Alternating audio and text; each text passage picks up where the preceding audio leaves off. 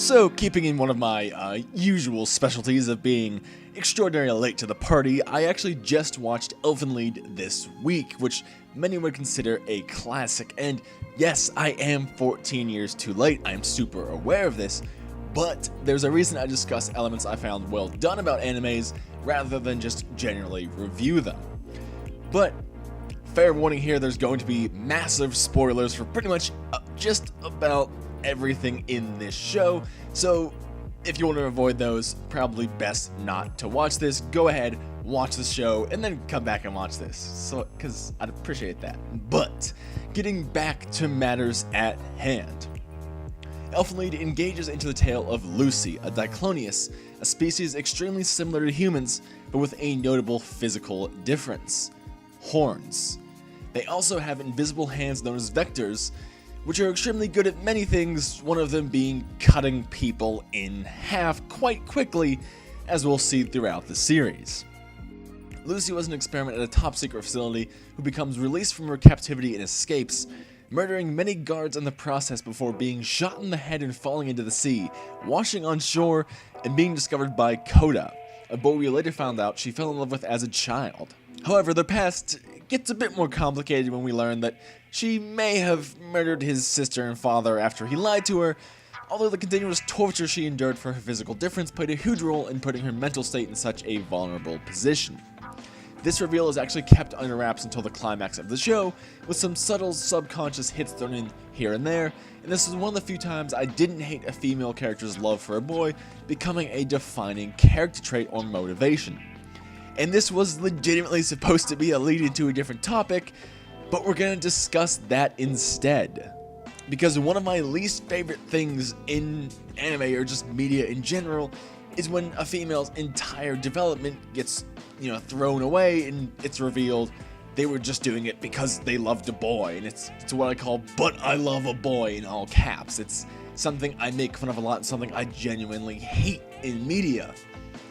But this is one show that did it, and actually did it well.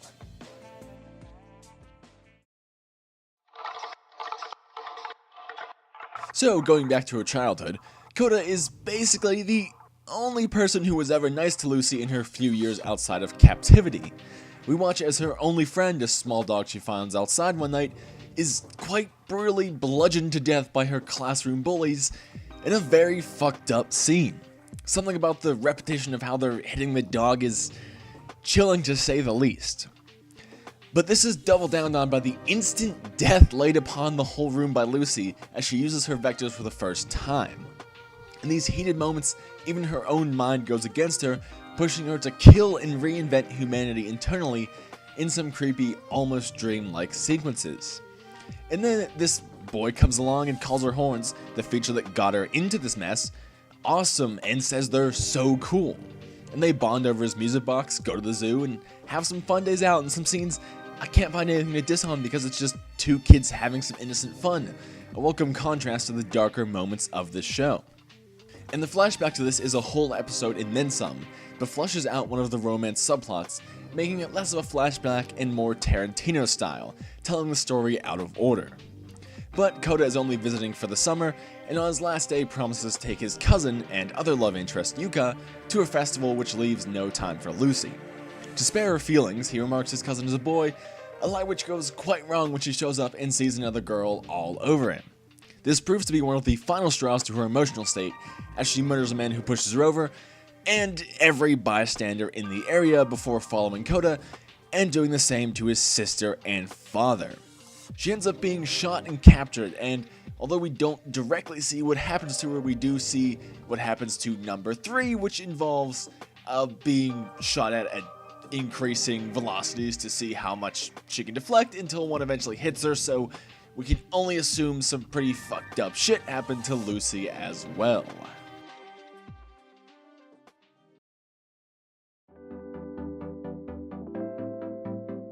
Now, the point of that exposition dump to show that she hasn't had it easy.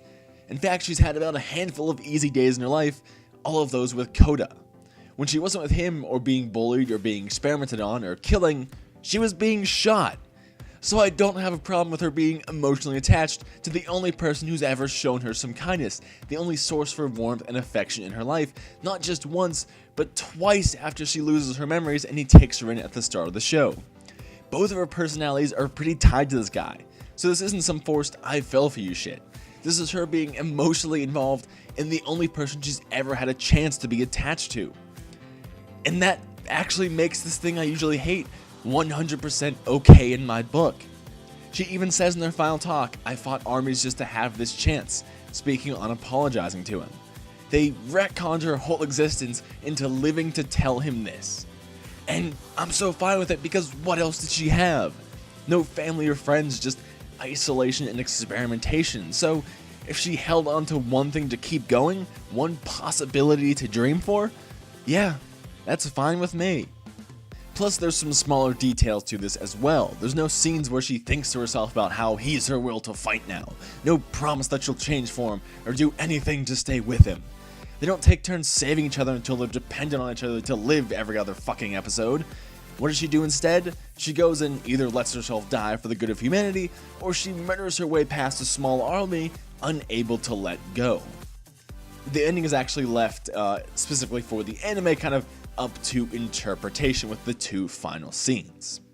But what I'm really getting at is it doesn't feel forced. It appeals to a deeply romantic part of our brains, the part that makes these they knew each other as kids romances so popular. It also doesn't have any manufactured misunderstandings or poor communication holding the relationship back, but her memory loss and habit of kind of going on murder sprees. Also, as a side note, it ties little notes from different parts of the story into each other without shoving them in your face, like the music box, or how New gets super emotional when Koda's sister is brought up in conversation, invested in keeping his mind away from it, a detail I overlooked until the reveal came closer. The timing and out-of-order style also helps to fashion all the pieces into a more deeply involving story.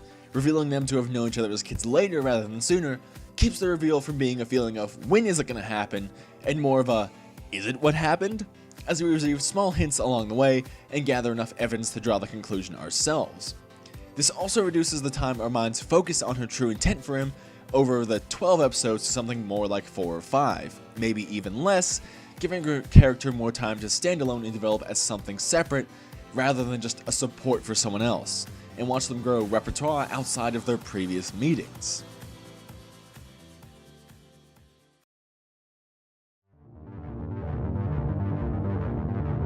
And now, the part where we look at other animes that didn't quite nail this concept, starting with, once again, Akame ga Kill looking at mine. I promise I know other animes, this one just really pisses me off in some ways. They basically have some random guy foretell her and Tatsumi's love as some "it was made to be by the stars" prophecy, and then she gives up her old motivations of fighting to instead just think about him for strength. Also, you can argue that she had a childhood with no love as well, but it in no way compares, and due to the team aspect of Night Raid, she clearly had others in her life that loved her. It just really gets at me that a character I genuinely disliked to start, that grew on me and became a badass, was then reduced to nothing almost instantly. Another one that royal pisses me off is Toka from Tokyo Ghoul, because she's a fucking badass and amazing, and they again basically reduce her to nothing, but she's one of the major driving forces of all of Season 1, who gets reduced to being Ken's pre-Ghoul life mirror once we hit Route A. Once a cold survivalist, she's now nothing more than your typical student studying to get into the same university that Ken attended. There was no build up to this, but more of a teardown in the final episode of Season 1, as she simply watches him walk away. I'd be fine with her leaving the battlefield to better her life, but at least make it a struggle for her, like we see in some of the early flashbacks, as she really doesn't want to go to school. At least have some conflict with it instead of having a hardened fighter easily switch to a simple life. Also, please don't hit me with any "but in the manga" comments, because there's a reason I put anime in the title, and that's because we are discussing the animes. So that's my talk about a 14-year-old anime. I was but a wee lad when this shit came out. Still not an excuse to be this late, but cut me some slack on this one. I was introduced to anime through Fairy Tail, so I'd say I've come pretty far to watch this one. But to me, it falls into the Cowboy Bebop realm of, as I was watching it, I thought it was super okay, until the ending hit me in the gut like a train. It's kind of a slow burn that if you really think into and examine, it grows on you even more. And I didn't even talk about the other things it had going for it, like its contrast of childhood-based romance and gruesome murder, the rooted inspiration in how humans outcast one another, and my original topic, some damn good tension you get from such a powerful character like Lucy. If, like me, you somehow haven't seen Elfen Lied, and you also have a high tolerance for gore, nudity, and some touchy subjects, all things that worked for the themes of the show, by the way, then seriously, go give this a watch. Now, do it! Drop your 3DS and watch it, Steve! Most of you aren't reacting right now. One gamer named Steve, however, is absolutely mindfucked.